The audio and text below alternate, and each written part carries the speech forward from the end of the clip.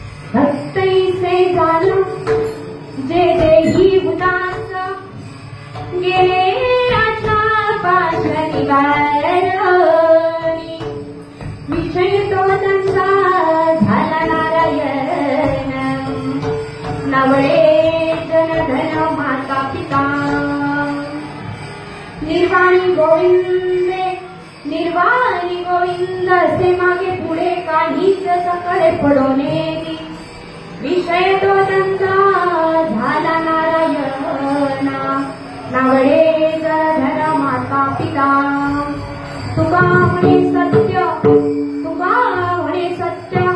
कर्मा भावे साह्य घातल्या भयन का जाणारी विषय तुझ्यांचा झाला नारायण नवडे धन माता पिता महायोग पीठे तथेवी मलक्यां वरं पुंडरीकाय मुनिते समागतगिरिष्टं समानन्दकन्दं परब्रह्मलिङ्गं भजे पाण्डुरङ्गं पाण्डुरङ्ग करू प्रथम नमन पाण्डुरङ्ग करू प्रथम नमन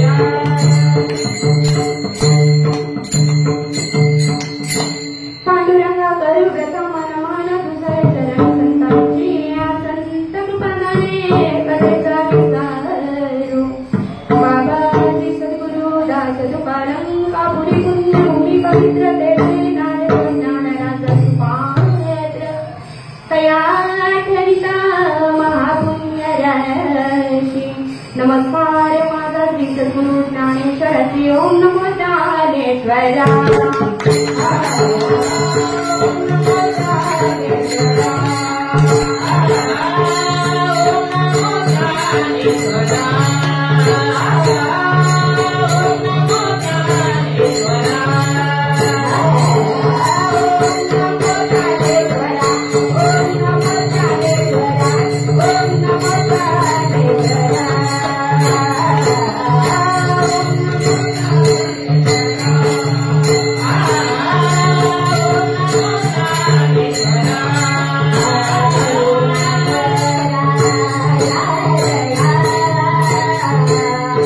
Hare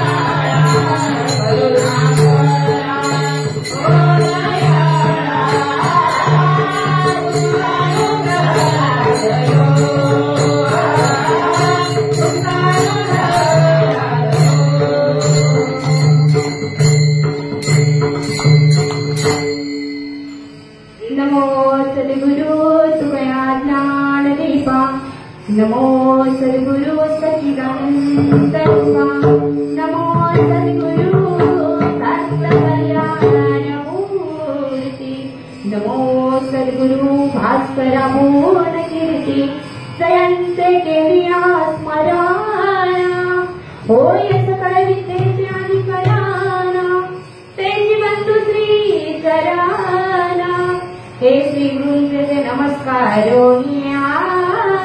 आता विठ्ठल विठ्ठल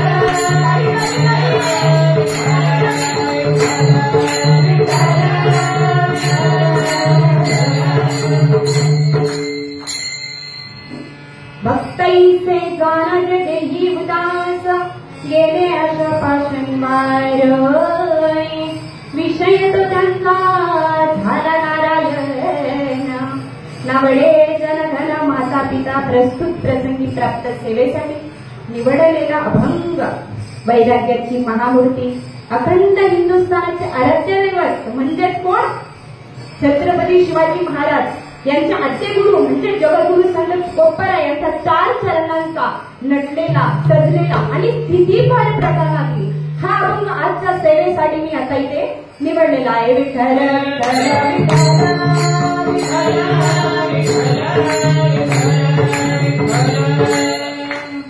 अभंगाकडे जाण्या अगोदर थोडासा अल्पसा परिहार देते तो म्हणजे असा हरिकीर्तन प्रबोधिनीच्या वतीने तुम्ही आम्ही सर्वजण आनंदाने आणि इथं शिकण्यासाठी सर्वजण आलेलो आहोत. सर्वप्रथम माझे गुरुवर्य म्हणजे तुमच्या आमच्या सर्वांचे गुरुवर्य जेवणे महाराज त्यांच्या पायावरती मी नतमस्तक होते कारण त्यांनी आपल्यासाठी एवढा छान मंच नेमून दिलेला आहे. असा मंच कुठेही भेटणार नाही. बघितलं तिथं छोट्या मुलांचं जे आपलं हे असतं संस्था असतात त्या संस्थेमध्ये शिकवले जाते पण आपल्या इथं असे की रोडे महाराज यांनी पण पुन्हा सुवर्णाताई जेवणे यांनी सगळे आपल्यासाठी खूप पुन्हा आलेले सगळे मार्गदर्शक यांचे सगळ्यांचे मनपूर्वक आभार मानते कारण त्यांनी आमच्यासाठी एवढं मोठं मंच नेमून दिलेलं आहे. आणि तसेच माझ्या साथ येणाऱ्या रुपालीताई एवढी छान सुंदर साथ दिली मला वाटलंही नव्हतं की माझ्या कीर्तनाला एवढी छान साथ लाभेल. पुन्हा मृदुंगाचार्य प्रसाद मोकर दादा आणि पेटीवादक कदम महाराज नीलगिरी ताई आमच्या माधुरी ताई शेलार सगळ्यांच्या पायावरती नतमस्तक होऊन मी सेवेसाठी प्रारंभ करते. विठ्ठल विठ्ठल विठ्ठल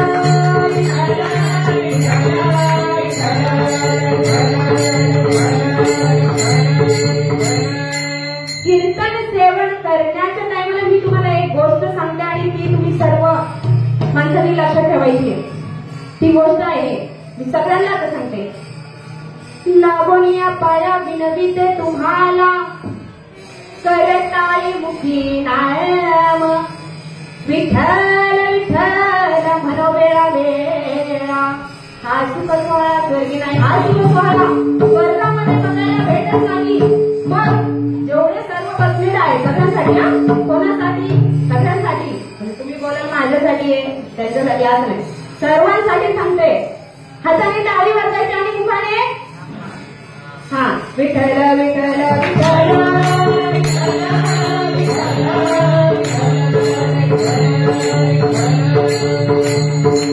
वेळेचं महत्व राखता मी अभंगाच्या सेवेकडे वळते. भक्त इथे जाणं जगद्गुरु संत तुकोबराय म्हणतात भक्त कसा ओळखावा भक्त कसा ओळखावा भक्त इथे जाणं जे देही उदास स्वतःच्या देहावरती जो उदास असतो आणि अशा पाशांची निवृत्ती झालेली असते त्याला भक्त म्हणावं. भक्त इथे जाणं जे देही उदास गेले आशा पाशांची वारोणी त्यांचा विषय फक्त एकच असतो तो म्हणजे नारायण. त्याला जन धन माता पिता ह्याचं कुठलाही आवडत नाही म्हणजे माताही आवडत नाही पिताही आवडत नाही जनही नाही धनही नाही. मग काहो तुकोबराय काही साधक मंडळींनी तुकोबरायला प्रश्न विचारला काहो तुकोबराय तुम्हाला जर जन आवडत नाही धन आवडत नाही नवे नवे तुम्हाला माता पिता आवडत नाही भक्त इथे जाणं तुम्हाला माता पिता आवडत नाही भक्त इथे जाण्याचे देही उदास गेले अशा पाशा निवारून हे ठीक होतं. पण तुम्ही बोलतात ना वडे जन ना वडे धन, ते पण ठीक आहे. ना वडे माता ना वडे पिता, याच्या मागे काहीतरी कारण असेल. म्हणूनच जगद्गुरु संत तुकोबाराय सांगतात ना वडे जन धन माता पिता. मग आहो तुकोबाराय, तुम्हाला जर जन आवडत नाही, धन आवडत नाही, माता आवडत नाही, पिताही आवडत नाही, आणि जर एखाद्या वेळेस तुमच्यावरती निर्वाणीचा संकट आला, येऊ तर नाही तुमच्यावर पण माझ्यावर पण कोणावरतीच काय, देवाकडे एकच प्रार्थना मागते की कोणावरती निर्वाणीचं संकट येऊ नाही. जर सावध उभं आहे, तुमच्यावर जर एखादा निर्वाणीचा संकट आला तर तुम्ही काय कराल? तेव्हा गुरु संत तुकोबाराय तृतीय चरणामध्ये उत्तर देतात, निर्वाणी गोविंद असे मागे पुढे काहीच संकटे पडवले नाही. ज्याचा विषय नारायण झालेला आहे ना, त्याला फक्त नारायणच आवडतं, बाकीचं काहीच आवडत नाही. त्याच्यावर भगवान कुठलाही सापडा पडून देत नाही. निर्वाणी गोविंद असे मागे पुढे काहीच साकडे पडवले नाही. विषय तुझा झाला नारायण नावडे जन माता पिता कावत कुठे माता पिता आवडत नाही, हे सगळं आम्हाला कळलं, हे तुम्ही सांगितलं, हे सगळं तुम्हाला कळलं ना? तुम्हाला समजलं का? काय खिंत समजलंय ना? मला हे सगळं समजलं, पण परमार्थ कसा करायचा हे मला समजलं नाही. परमार्थ कसं करायचं हे मला समजलं नाही. तेव्हा जगद्गुरु संत तुकोबाराय चतुर्थीय चरणामध्ये सांगतात, तुका म्हणे सत्य कर्माभावे साय. एखादा सत्कर्म करत असेल, कोणी सत्कर्म करत असेल त्याला सत्कर्म करू द्या. एखाद्याचं लग्न होत असेल ना तर होऊ द्या, पण त्याला आडकाठी आणू नका. आणि जर तुम्ही आडकाठी आणली, श्रीमद भगवत पुराणामध्ये लिहिलेलं आहे, घातलिया भय नरकात जाणे. तुम्ही जर त्याला आडकाठी आणली, सगळे लक्षात द्या, काहीतरी सांगते महत्वाचं. हा, घातलिया भय नरकात जाणे, त्याची वाट कुठे जाणार? जर त्याला अडथळा आणला तर तू शेवटी कुठे जाणार? नरकामध्ये. समजते ना? मग जरा नरकामध्ये बोलत जाते, त्याला नरकामध्ये जावं लागेल, दुसरा कुठलाही पर्याय नाही. म्हणजे तुका म्हणे सत्य, जे सत्यकर्म असते ना त्या सत्यकर्माला कोणी अडथळा आणू नका. आणि जर आणलं तर श्रीमद भगवत पुराणामध्ये सांगितलेलं आहे, घातलिया भया नरकात जाणे, विठ्ठल विठ्ठल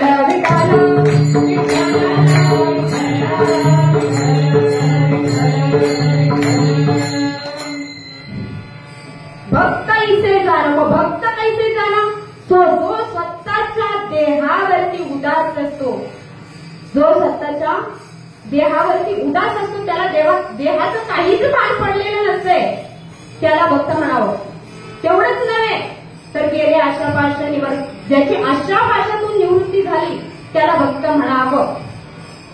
आशापाशातून तुम्ही आम्ही सर्वजण आशापाशामध्ये बांधलेलो आहे. आता इथं सर्वजण बसलेले आहेत, तरी कोणाला कोणाला अपेक्षा लागलेली आहे, माझा नंबर कधी येणार, मी कीर्तन कधी करणार, म्हणजे आशापाशामध्ये आपण बांधलेला. पण सर्वप्रथम जगद्गुरु संत तुकोबारायांनी शब्द जो वापरलेला आहे तो म्हणजे भक्त. भक्त. मग काही साधक मंडळी तुकोबारायांना विचारतात, का हो तुकोबाराय, आम्हाला तुम्ही भक्ताची ओळख करून देता ना, मग तुम्ही आम्हाला अशा एखाद्या भक्ताची ओळख करून द्या की जेणेकरून आमचा फायदा होईल. लोक फायद्याशिवाय येत नाही, फायद्याशिवाय परमार्थ पण कोणी करत नाही. म्हणजे कोणाचा फायदा असेल तरच करणार, अन्यथा करणार नाही. तर जगद्गुरु संत तुकोबारायांना काही साधक मंडळींनी विचारलं, का हो तुकोबाराय, आमचा जर फायदा होत असेल तरच आम्हाला भक्तांची ओळख करून द्या. तेव्हा जगद्गुरु संत तुकोबाराय सांगतात, आम्ही सदैव तुडके जवळी येता चोर भाग्ये, जाती पुढे भिके कुदरी घर राखली. जगद्गुरु संत तुकोबाराय सांगतात, अहो आम्ही दरिद्र आहोत, आम्ही दरिद्र आहोत, तर तुमचा काय फायदा करून देणार आम्ही, तुमचा काय फायदा करून देणार. तेव्हा जगद्गुरु संत तुकोबाराय सांगतात, तेव्हा काही साधक मंडळी त्यांना बोलतात, आमचा फायदा होत नाही ना, आमचा फायदा होत नाही, फायद्यासाठी सगळे आहेत, आमचा फायदा होत नाही ना, आम्हाला अशा भक्तांची गरज नाही.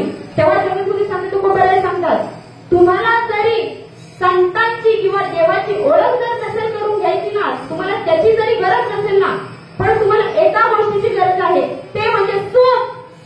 सुख. कोणाला एकदा वाटते का माझ्या वाट्याला दुःख यावं? कोणालाच नाही. प्रत्येक सुखासाठीच अपेक्षा करतात. तर जगद्गुरु संत तुकोबाराय सांगतात जर तुम्हाला सुख जर हवं असेल तर तुम्हाला संतांची ओळख करून घ्यावी लागेल, अन्यथा तुम्हाला सुख भेटणार नाही. सुख भेटणार नाही. ठीक आहे. तुम्ही बोलतात, एकीकडे बोलतात की आम्ही देवाची ओळख करून घ्यायची, आपला तो एक देव करून घ्यावा जे नेहमीना सुख जीवा सुख नव्हे. कावत आहे. तुम्ही एकीकडे सांगता की संतांची ओळख करून घ्यायची आणि एकीकडे सांगता की भक्ताची ओळख करून घ्यायची. मग आम्ही त्याची ओळख कोणाची करायची? आम्हाला कोणाची ओळख केल्याने आम्हाला सुख प्राप्त होईल? तेव्हा जगद्गुरु संत तुकोबारा सांगतात ते दोघं वेगळे वेगळे नसून, देव आणि संत वेगळे वेगळे नसून ते काय आहेत? एकच आहेत. यथा चित्ते तथा वाचे, यथा वाच तथा क्रिया, क्रिया वाची चित्ते वाची क्रिया यांचं साधूनामेक रूपता. म्हणजे काय सांगितलं जगद्गुरु संत तुकोबारा यांनी? की संताच देव आहेत.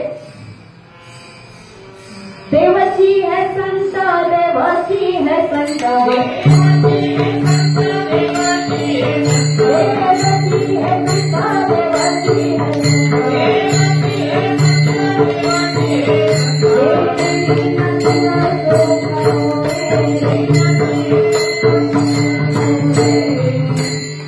देवाची है संत, देवाची है संत. म्हणजे जगद्गुरु संत तुकोबारा काय सांगतात? देवच संत आहेत आणि देवच देव आहे. म्हणजे संतांमध्ये पण देवच असतो. तर आपण संतांची ओळख करून घ्यायला पाहिजे, संतांची ओळख करून घ्यायला पाहिजे. आणि ती ओळख आम्हाला जगद्गुरु संत तुकोबारा करून देतात. अभंगाचं काय संचरण भक्त ऐसी जय उदास,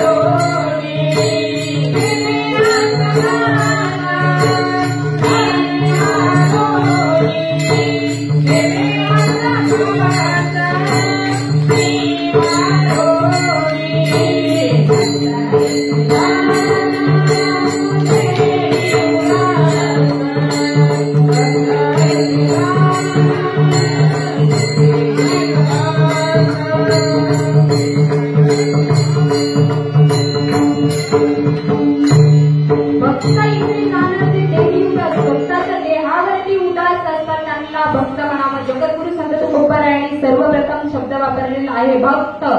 भक्ताचे महावैष्णवाच्या ज्ञानोबरायांच्या ज्ञानेश्वरीमध्ये 4 प्रकार सांगितलेले आहेत. एक आहे अर्थ, जिज्ञासू, अर्थार्थी आणि एक ज्ञानिया.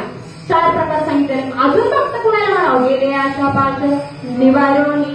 आता जगद्गुरु संत तुकोबारा यांनी पाश हा शब्द वापरलेला आहे. भावार्थी रामायणामध्ये पाशाचे 7 प्रकार सांगितलेले आहे. पहिला आहे काळपाश, कर्मपाश, धर्मपाश, ब्रह्मपाश, मायापाश, मोहपाश आणि 7वा आहे तो जन्मपाश. विठ्ठल विठ्ठल विठ्ठल.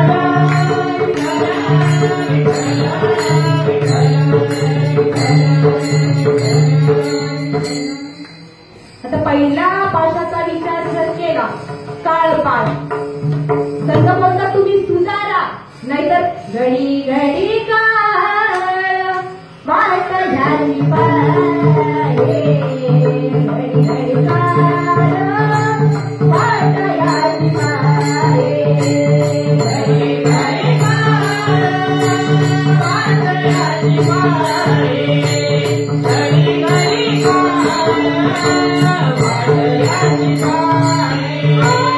पाये.